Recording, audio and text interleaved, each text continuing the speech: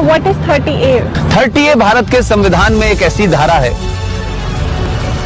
ये धारा ये कहती है कि हिंदू अपने धर्म की शिक्षा नहीं दे सकता, अपने कॉलेज में नहीं दे सकता, प्राइवेट कॉलेज में नहीं दे सकता, इसके लिए कॉलेज नहीं बना सकता, और जो सरकार के जो कॉलेजेस हैं उसमें नहीं दी जा सकती।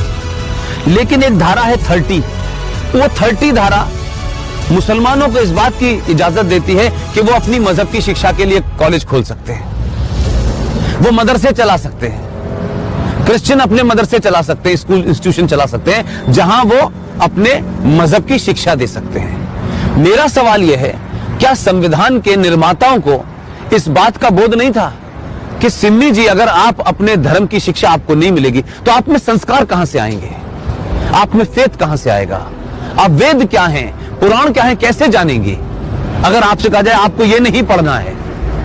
और भारत में एक ऐसी सिविलाइजेशन जिसके 5000 साल का जो रिटन डॉक्यूमेंटेशन है, उसमें भारत का कोई भी आप दौर देख लें, कभी भारत की सनातन संस्कृति के मानने वालों ने दुनिया के किसी देश पे हमला नहीं किया।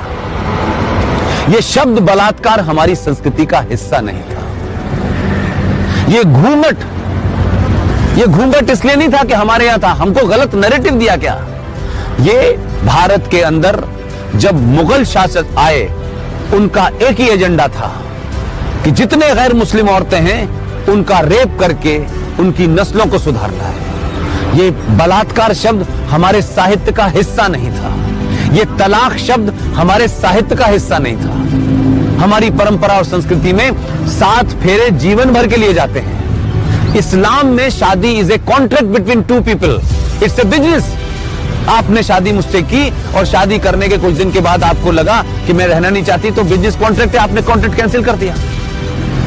तो आर्टिकल 30A भारत के संविधान से हटना चाहिए।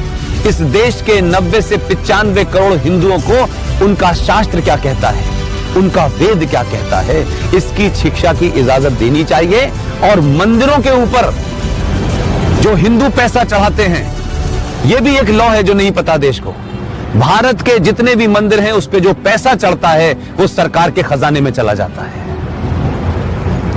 और भारत के मजारों के ऊपर जो पैसा चढ़ता है, जो गुरुद्वारों में पैसा चढ़ता है, वो सारा का सारा पैसा उस धर्म के मानने वालों के पास चला जाता है।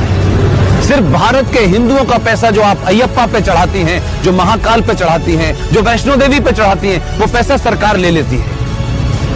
तो अगर भारत के मंदिरों पे चढ़ने वाले पैसे से भारत के लोग, हिंदू लोग, सनातनी लोग अपने विश्वविद्यालय खोलना चाहें कि हम सनातन की संस्कृति के बारे में बताएंगे, पुराणों को पढ़ाएंगे, तो उसकी भी छूट नहीं है। ये संविधान में 2 धाराएं एंटी हिंदू हैं, इनको समाप्त होना चाहिए।